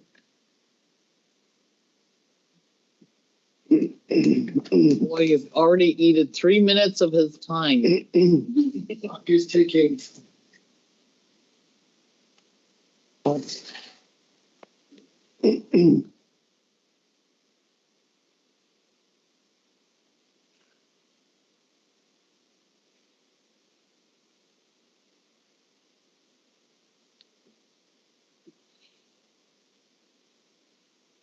Good afternoon. So I'll be presenting the changes, what education committee member recommended. So we have consolidated those changes into this document. I have to acknowledge that the committee members did mention that there might be some other things they would be recommending in the coming months. But those are kind of bigger changes in terms of how LOA can be changed and how the annual funding ceiling can be changed or altered, but they needed a little bit more time to evaluate those changes and discuss among themselves. So we will be presenting something which can be implemented right away if council agrees. So I will be going one by one. There are not many changes, so it should be quick. First one is around the definition. So the recommendation is to change the full-time student and the part-time student definition to include just a little bit of word in here. Full-time student means a student who enrolled in at least 80% of the full-time courseload. This percentage was included in the policy based on what UNBC defines in their process, because we have an MOU with UNBC and we have a lot of students with UNBC. However, it might be different for other institutions and colleges. We have a little bit lower requirement than universities. So we wanted to say 80% of a full-time course load or as determined by the institution. After this page on the back. Same as for part-time students. So we want to include this wording in here. So it's not as defining as it seems to many students. Then eligibility of funding. So we have said they have made some grammatical changes. There is no major change in here. One major change in this eligibility has been how we want to approve academic upgrading. So as of now, the academic upgrading is not funded under this post-secondary policy. But there had been questions and recommendation around this, that academic upgrading to be included as part of this post-secondary policy. And when we say academic upgrading, that could include fundamental, meaning somebody below grade 10 and trying to do the upgrade, or intermediate, who has done grade 10, advanced, who has done grade 11, or adult or provincial upgrading. So these are the 4 types which has come in the discussion and has been recommended to be able to fund through the post-secondary policy. And then can we invoice SD 57 for not educating our children? Well, they convince kids to do that evergreen. It's going to be easy, right? And however, Clay? I was going to say, I think this would be great for even adults, but I think it should have like an education plan. Like this is just the one step into getting to where they need to get to. Yeah. Most of these, I think all of this type of upgrading are actually free. However, when the committee members are suggesting funding, they are suggesting LOA, basically, to cover that period of time. So should we did not keep any requirements. For example, what happens if somebody is taking the upgrading and then not proceeding to a post-secondary education itself? What happens in those type of situations? We did not go into detail situation in here. Or if somebody needs one class and just goes once a week, upgrading. I think, and I think that's what Clay's comment may have been leaning towards, if I'm not mistaken, Clay, is that there a plan be put in place for where they're headed with that upgrade? Yeah, and they got to be kind of be following that plan to get to where, because I know a lot of people are starting to look at, long-term career goals. And if they got like a career plan, like a 4 to 6 year plan, and that's part of it, I think we should be helpful towards that for sure. If I'm hearing it right, if somebody is applying for education upgrading, should we include a requirement of submitting an education plan, and that education plan needs to connect with an eligible post-secondary education itself? I think so. I think it should be in writing, but there are a lot of the kids that are getting going for this upgrading are getting upgrading so they can get into college or university because they're down lower before they. Sorry, I agree, but I also think that we need to think about a lot of our students have to do upgrading because our schools put them in the classes that require upgrading. Even when some of them don't need to be in those classes, they can do the normal Math 10, Math 11, the normal English 10, English 11, but because they're Indigenous, they get put into the easier versions of those classes, which don't translate into college or university. They have to go back get their English 10, English 11, Math 9, Math 10 to be able to transfer into courses in the university. And I know that from experience because I was one of them. In grade 9, I was getting A's in English and they put me in communications 11 and 12 for no reason. I went in there by request. Yeah, but it was a class that I was excelling at. So like sometimes our students fall through the cracks in that sense. And so they shouldn't like that's not their fault. Right. So like I think special cases need to be considered in that circumstance. If it's just them being able to like get into university or college, then Play. Yeah, I was going to say, and maybe to look at even what they need to take. Like Sheena was saying, it's a kind of case by case basis. If they only need like an English course and they're only doing it like 4 hours a week, they shouldn't get full LOA. There should be, maybe different levels or something. More work, Miranda? To get their grade 12. Just to have a great, like they wanted to have a high school diploma or to get a job, but they don't have a plan to go to college or university. Would that be covered somewhere else or? That would depend on how you want to put it in there. Or would that be opening the door to every student in high school wanting LOA too? That's in the 8th grade. So it's kind of, that's where. I guess I was thinking more of like an adult who hadn't graduated and it was a goal to get grade 12 or maybe say someone hadn't graduated, they were 19 or 20 and needed a grade 12 for a job.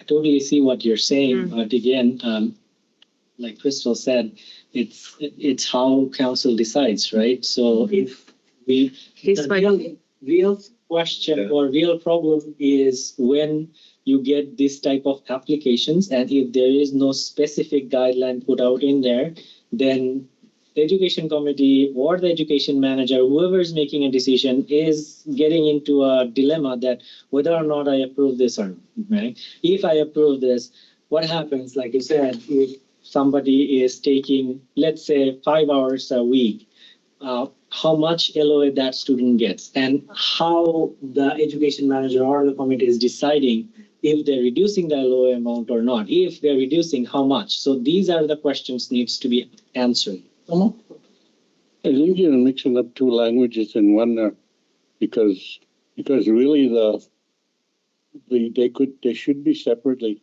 dealt with. Making sure that it's one program that they're upgrading and getting caught up with whatever courses they do need to get into the LOA and get into the main courses that they want to take at the college or the university. And then they start LOA. I think right now we're trying to mix them together so that, okay, well, you can do 4 weeks over here and then go to the university or college the next few weeks and still, but you don't know, we don't really know if they're going to be completing that, And then, what that leads to is for them to fail. They'll fail right off the top of the chart because we don't know and there's no control on that because we're trying to mix it together and do two pieces at once. Crystal?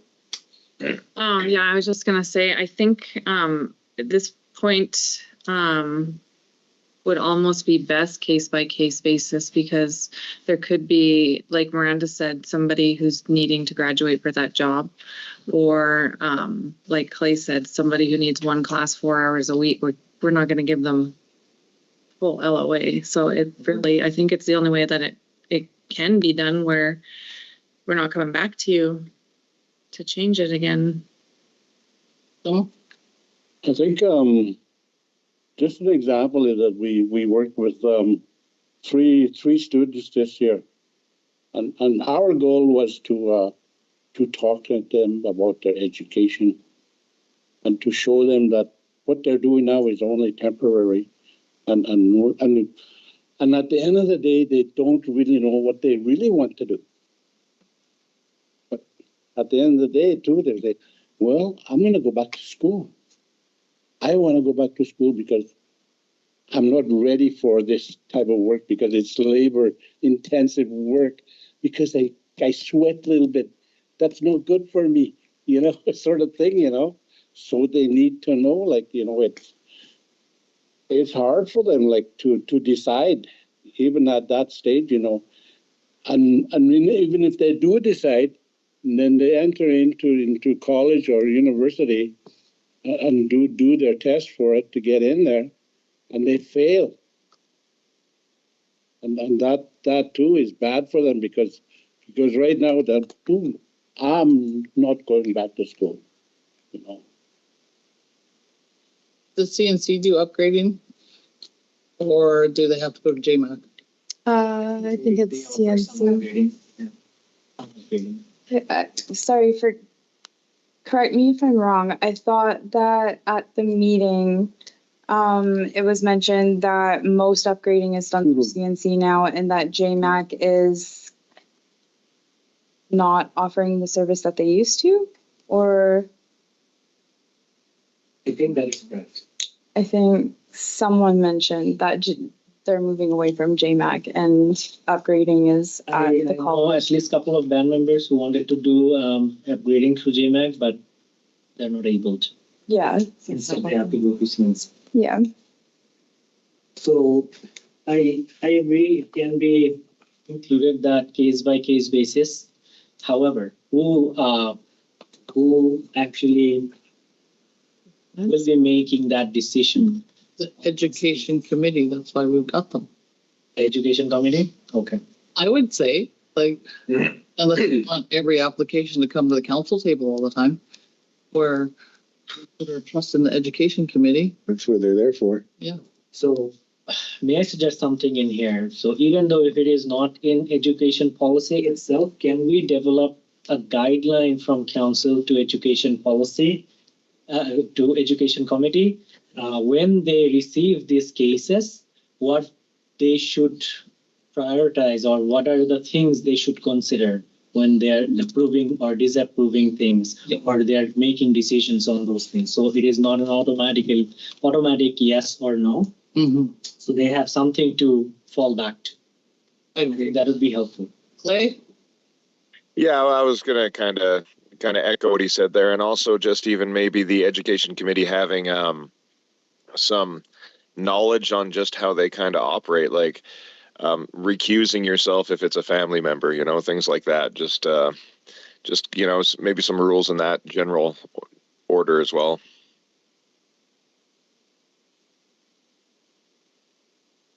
All right. So my takeaway from this particular section is I will be including that it would be considered case by case basis by the education committee, and I will develop SOP or kind of terms to fall back to, and I will get back to council on that. And once it is approved from this table, I will provide that to education committee because they don't need it until the next application round anyway. So I got. You have a month. Did you say a month? Yes. Yeah. You said at least. Next is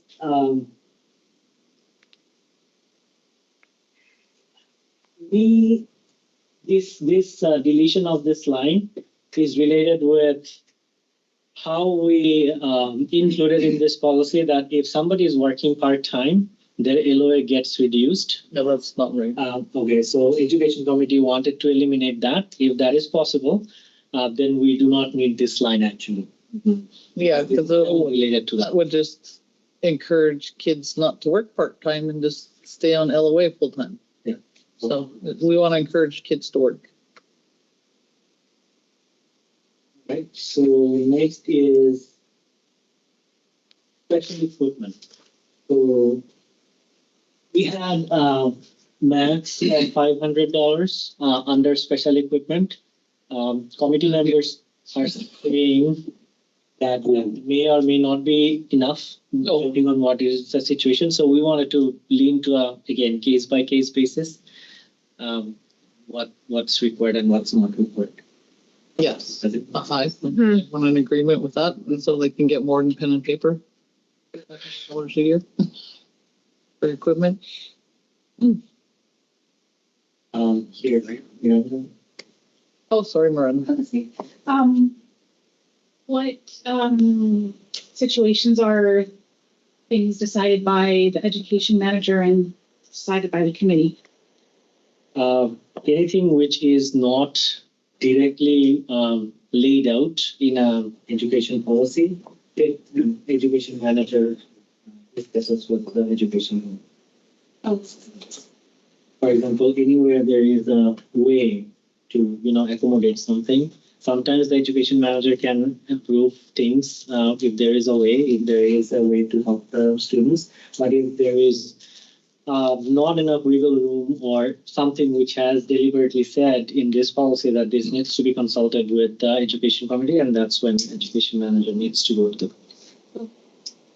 I was just wondering, if anything needs to be like that wording on a case by case basis. If it's super unique and one-offs, that it would go to the committee, and then they would have that guideline for decision making. I don't know. Yeah, this one is on a case by case to the education manager, but. Yeah, so this is in this request needs to be made in writing to education manager, so the education manager receives it, and then it will be reviewed. It was intentionally left who it will be reviewed by. Oh, okay. That's why I wanted to discuss it in here. So do you want this to be reviewed by education committee as well or not? When it is not mentioned, then there is an open opportunity for the education manager to go to the committee or not, depending on how big or small the issue is. For example, if somebody wants an iPad, for example, for whatever reason, in addition to a laptop, and that costs only $500, $600, probably for that, it doesn't make sense to bring all the committee members. Whereas if something is more of a value, let's say $5,000, which is a little bit unusual, or we need some more information from the committee members in terms of input, and that way the education manager can lean on to them. Does it make sense? Is it good as is? Then we are going to LOA. So there is no changes suggested as it stands right now in LOA amounts. However, like I said, we wanted to eliminate the requirement of having not to work during LOA receiving period, and also eliminate that somebody has to be on a 2 years program. We want it to be same LOA for anybody who is being supported under this program for same. Right at this moment, this policy do not support anybody for part-time student, any LOA for part-time. The committee suggested a lump sum at $500 per month for part-time students as well. Do you agree with that? I would agree with that. Have you been in the grocery store? Do you think it is enough? Do you want to bump it up? That is also part of the question. Do you think $500 is enough?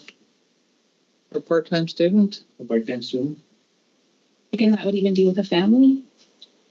So when it says lump sum, so it's lump sum. I think it'd be family or not. It's a single person.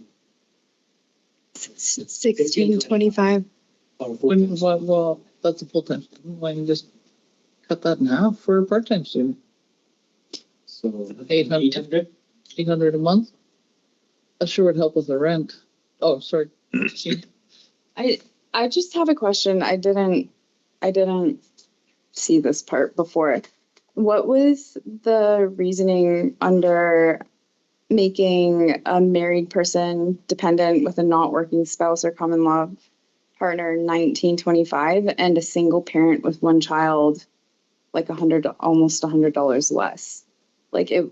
For me, it makes more sense to support a single parent rather than someone who has a spouse that just isn't working.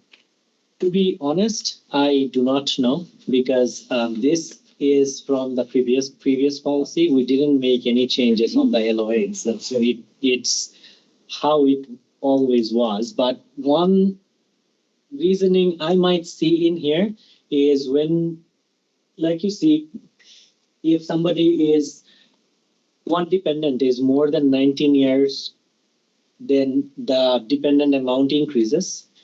So an adult needs a little bit more money for their everyday life than under or minor aged person. Maybe that could have been a thought, but I really don't know. I shouldn't make guesses. I would have. If you want to change it, feel free to I'm sorry. Yeah, I'm sorry. I disagree with that. I was a single mother and I know how much it costs to raise a child on your own, rather than just having a spouse Not doing nothing. not doing nothing at home. And like, unless that person has a disability or something and they have no choice, but like, yeah. Okay. So, Tashina, this is like this amount, the post-secondary education policy was developed last year. So this decision came from council table. So after obviously discussion, but obviously if current council wants to change it, there is a room for change, any change. Yeah, because those numbers were not. We do not have a rationale for because, like I said, it is what it was before, right? We didn't want to touch them. So if you want to change it, feel free. Please tell me what we should do. Council agreeing, changing it and supporting single parents? I would suggest that it at least be equal to, Yeah. equal to the amount with the married and dependent not working spouse or common law partner. It's just a little under $100 more. I would suggest. 1865. Yeah, or 1925 at least. And Zawad, sorry, at the beginning, you did mention that the education committee was going to come back with changes on numbers anyway. Yes, right. We're going to work on this, but I think there is not a consensus yet within the committee itself. Well, can we make that change for them until they have that conversation? Absolutely. At least. You can do anything. Okay. Council? I will tell them that those are the same then. 1725 and 1925. Okay. All in favor? Ooh, everyone agrees. Clay. Domo was gonna say, sorry. Clay did a thumbs I thought up. you were agreeing. So I'm not a single parent, but I'll tell you something. If that is dealing or the budget for that comes out of Indian Affairs, is that where that comes from? No. That comes from where? So yeah, I can tell you that. So Indian Affairs, they only give us $280,000 a year. But we have a budget, council approved a budget for $1.6 million. That means like $1.3 million, it comes out of our pocket to support our post-secondary student. Oh, I see, okay. And now we're supporting trades. Yeah. In addition to that. Okay, you got your walking papers, the one. Next. Okay. As I mentioned, we have eliminated this whole section. Okay. Part-time students will be eligible for a lump sum living allowance or make it 800. Okay. Another thing came up that we would want to reimburse to all application fees, regardless of it is one application or 10 application. A student needs to make before they get accepted to something. Yeah. Because sometimes students get intimidated and, they might not have enough money, right? And they eventually don't apply anywhere. Mm-hmm. You need that barrier.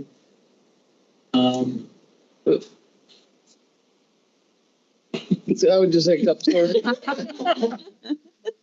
So there is not much of change in here. It previously said that less than 1 year are not getting any award, which is actually not true. So there was a little bit of wording issue, so we fixed in there. I think that's pretty much it. One more thing we said, this application season, we had a little bit of challenge regarding when somebody needs to apply. Although it says that it's required right here. It says that student at least 1 month prior to the deadline, people need to apply, and we will post communications and all those things. It also says that students who miss the October 31st deadline may still be considered.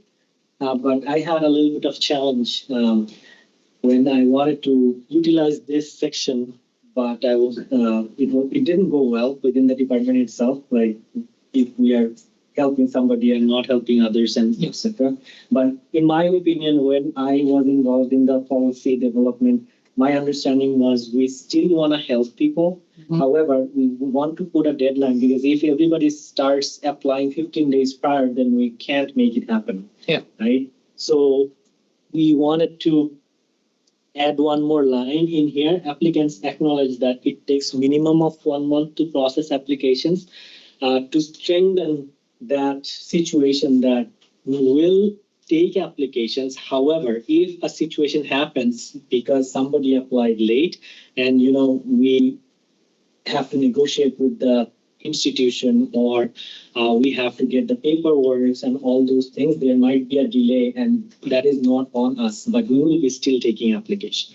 So the committee members wanted to that responsibility on the students as well, that they need to acknowledge and understand that it takes time to, get everything together here and the institution. I think all deadlines should coincide with the institution that they're going to, not after. Well, unless if you can put it in there and say, okay, we will have a look at it to see if it's going to fit, or whether the institution will make up their mind and say, okay, we'll put them in. I think it's guessing. It's guessing because we don't know what the institution is going to say. Well, we got room or we don't have room. Yes, but typically the institutions will always let the students know more than 1 month prior to their program start anyways. We want it to be as late as possible because we need, let's say, acceptance letter from the institution. And if we bump up the deadline too early, then sometimes the students will not have enough paperwork or will not have all the paperwork they need. Even with 1 month, sometimes they're lacking some paperwork. As long as we get the acceptance letter in some format, even if it is conditional, if student apply, we take those applications in. And some students don't even like you were saying don't get accepted until like a week before the class starts. Yeah, if you're on a waiting list. Yeah. Okay, so we don't want to bump this up more than 1 month. I think 1 month is still good enough for us to be able to prepare everything, and also good enough for most of the students because they get accepted prior to 1 month. So what is the expectation for the student? Are they expecting that this is going to become reality, or they're going to keep waiting? I think we have to be clear in terms of, what. So this is the education policy, and we're just expanding on it. Yeah. It's already out there, so it's been out there for about a year. Yeah. So everyone knows about it. So we're just. I would say 90% student applies more than 1 month prior. So we get 2 to 3 students who has challenges for different reasons, and we are accommodating. But the problem is, if both parties are not working hard towards one common goal, then that's when the problem arises. So we're trying to make sure that we are accommodating as much as possible, but we want to make sure the students are acknowledging that they need to act from their end as soon as possible. Yeah, sorry. Trying to swallow your head. Yawning. I think that Slides are really having coffee now. I think that's it. So I do, one of my action items has to do with this. So should I ask it now? Okay. So the committee, when we were having discussions, they we're discussing the value of getting capacity development and education working as one unit instead of two separate departments. And I've had this question answered earlier today, but I'll let the table talk about if that, Tofik, So if we can take this, why capacity development and education can't be the same department Okay. and have to be separate. Yeah, so education, so the recommendation came from the committee is like capacity development means job development bar and the education department gonna work together as a unit. So the two department has been created based on two funding stream. So education department is being funded by ISC, capacity development is being funded by mainly by PETNATA, and there is other funding stream there. So literally we cannot put together these two funding stream for reporting purpose. So objective is different. So therefore these two department needs to be separated. But good news is like we have hired our director of community services who gonna join on October 3rd. So since she will be there, she can like, tweak something from the department. Service like from, if there is a like trade course service support is required for a student, she can do some mechanism. But the department must be separated. okay. Are we done with education? Yes, Yeah. is done. Yeah, Okay. good job, Zawad. So council member, if you recall that I told a addition to my agenda. So actually it is not addition, it was on my agenda. So I'm just bumping up because Zawad is a part of that. So leasing the south side office. So what we did, like we got a request from one of our band member to rent a office space. So in our band south side office, we have some office space there. So we offered him an office, but he suggested that it is too expensive for him, so he brought a partner. So we offered him $800 a month. So he brought a partner, and they want to rent the office together. So we didn't find any much complicated here. We just bump up the rent lease amount, so from $800 to $1,400. So $1,400 a month, and after 1 year, it's gonna be $1,600 a month. So the company name is JC Honeston and Jivaru, and another is Helm Diamond Drilling Limited. Okay, just a quick question. Is this conversation meant to be in camera? That's okay. Not exclusively in Canada. Okay. Member that wants to rent it? Yes. So we didn't sign the lease agreement yet. So we are just waiting for council final decision. Which office space? In the band office? Yeah, the band office, very corner office, that was FNH office, that one, right? So downstairs in the glass door? If I may say this, I think this is an administration thing. Yeah. Not So- council thing. No, a little bit in council thing. The reason is Right. like, we are renting out a office space in the band administration building, and council should be aware of that. We don't Yeah, want to do and you- anything like without council is not You aware can of. let us know through email. Crystal? Like, I'll just say something. I think that if we can lease our space to partners and stuff, we should be able to accommodate band members when they have legitimate businesses to Yeah. So, benefit but- off of it. So that is like the band member we are offering. So band member, just like, brought another partner. It's the most first office. What? It was your You first. listen to my office? So if you have, Kicked out again?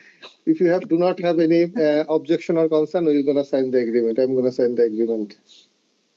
Is the agreement? I still think this is an administration thing. Should be more than that. You could have just shot an email out. It's my office, it's a good office, and it should be more. Let it go. Let it go. And council member, one more thing. So council will advise us to prepare the a draft just something for the off-reserve housing policy. And we have developed something and we have sent it to you sometime July 7, 2025. It is like almost 3 months now. but I didn't get any response from you. So what is your expectation next? Off reserve. Bye. Off reserve housing policy. I send you on July 7th. So if it is something like you want a day or special council meeting to go through and review that. Oh, it wasn't, oh, you sent a policy July 3rd. Oh my, July 7th. July 7th. Oh, I got, we could definitely want I one, got so yeah. on July 3rd. So if you want an exclusive council meeting for that, or like, because council meeting, our regular council meeting is too fast. Yeah, I think we're going to time for that. Another council meeting, just so the team of ones available. Okay, Yeah. Zawad. Okay, now we can do. Okay, so now we are done with the public. We'll be going in camera for the rest of the evening. I know why. Members watching, thank you. See you soon. Good evening. Yeah. Thank you. Bye.